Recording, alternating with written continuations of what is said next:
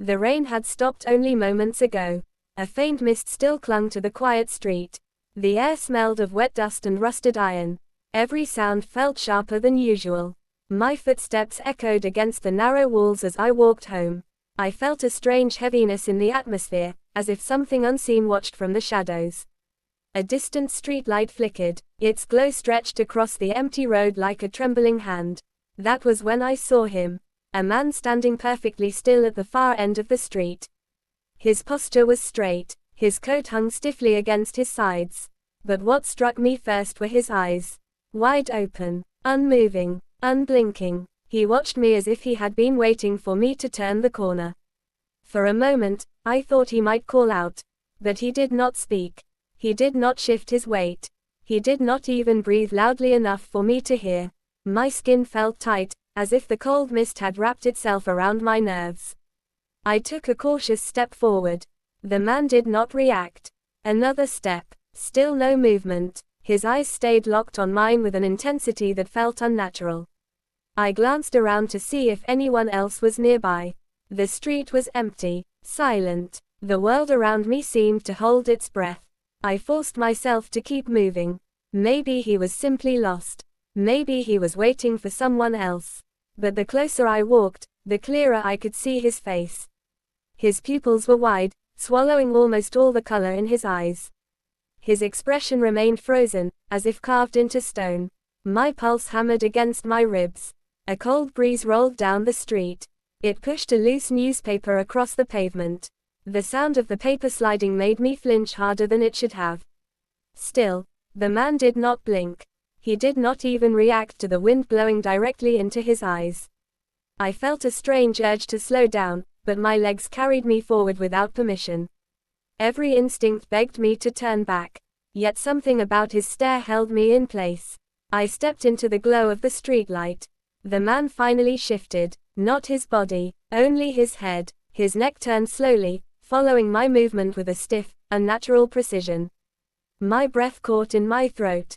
There was something terribly wrong with the way he moved. Something that did not belong to a normal human. Then I heard it, a faint tapping sound, soft, steady, coming from somewhere behind him. His eyes did not move away from me, but the corners of his mouth tightened, as if he was reacting to the sound in some way I could not understand. The tapping grew louder, like fingers dragging along hollow wood. The man's chest rose slightly, but not like a breath. More like a slow, deliberate preparation for something. My vision blurred for a moment. The air around me felt warmer, almost suffocating. The tapping continued. Closer, sharper. I stared into the unblinking eyes of the man and felt an overwhelming certainty that whatever was approaching behind him was coming for me. I took a step back. The man leaned forward by the smallest fraction. As if he sensed my fear. As if he was waiting for me to run. And then the tapping sound finally revealed its source. A shadow moved behind him. Tall, thin, bending in a way that made my stomach twist. The man who never blinked slowly opened his mouth. Not to speak, not to breathe, but as if he was about to show me something I was never meant to see. The street seemed to shrink around me. The mist grew thicker, curling in strange, deliberate shapes. My pulse was deafening in my ears. I could feel the pounding of it in my fingertips. The shadow behind the man stretched unnaturally, moving as if it had no joints. It slithered over the wet pavement. Its edges seemed to ripple, like ink spilling into water. The man's mouth opened wider than humanly possible. His teeth caught the flickering light, glinting sharp and yellow. A cold wind rose suddenly. It carried the scent of rotting leaves and smoke. I swallowed hard, realizing that my throat had gone dry. The shadow behind him stopped, as if it had found its mark. Then the tapping ceased. A silence more absolute than anything I had ever known swallowed the street. Even the distant hum of electricity faded. I could hear my own heartbeat pounding against my ribcage. The man leaned further forward. His eyes remained fixed on mine. I could not look away. I wanted to scream, but no sound would come. The shadow stretched closer. I could now make out its form. It was humanoid, but wrong. Its limbs were too long, too thin, bending in directions they should not bend. Its head tilted unnaturally. I noticed it had no face. No features. Only smooth, dark skin that reflected nothing. The man who never blinked lowered himself to the ground. His knees bent, but slowly, deliberately, without the fluid motion of a normal human. The shadow moved around him, circling like a predator.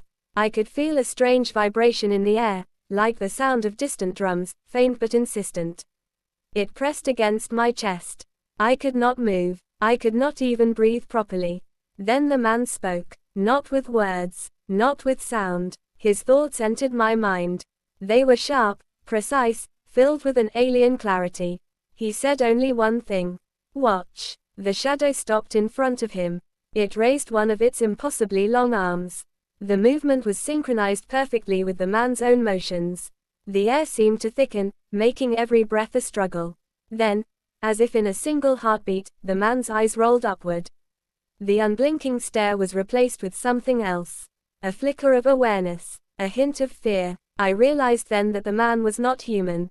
Nor was he entirely in control. The shadow lunged forward. Time seemed to slow. The world around me melted into silence. I could hear the faint rasp of its movements, the whisper of unnatural skin sliding across pavement. The man rose to his feet in a jerky, unnatural motion. He was taller now, his body elongated, bones creaking like ancient wood. I wanted to turn away. I wanted to run, but my legs refused. The shadow and the man faced each other. An invisible tension filled the air. The mist thickened further. Everything beyond the streetlight was gone. Only the three of us remained. The shadow reached toward the man's chest. And then the impossible happened. The man's chest split open. Not blood, not gore, but a deep darkness, alive, writhing. The shadow flowed into it. I could see the movement of countless shapes inside that blackness. They twisted and wreathed. Faces appeared and disappeared. Some screamed silently. Others twisted into expressions of pure agony. The man staggered. His arms flailed, reaching for the shadow. But it was no longer a shadow. It had merged with him, becoming one. I felt a pressure in my skull. A screaming inside my own mind. Visions flashed in front of my eyes. Cities burning. People staring, unblinking. Forests twisting into impossible shapes. The sky splitting into shards of light and shadow. And then a face. My own face. Watching me. From inside him. I stumbled backward. My foot slipped on the wet pavement. I fell hard. Pain shot up my arm. But I did not move my head. I could not. The man, or whatever he had become, turned toward me. His new eyes, deep pools of darkness, locked onto mine. The world seemed to hold its breath again. The air around us buzzed with electricity. The mist roared in my ears. I felt my mind strain under some invisible weight. He raised one hand, not toward me, but at the space between us. And the ground itself split open. A shadow poured from the cracks. It formed shapes that defied comprehension. They twisted into figures of people I knew, people I had never seen, things that should not exist. And I realized the truth. The man who never blinked had been holding back something ancient. Something older than memory. And now it was awake.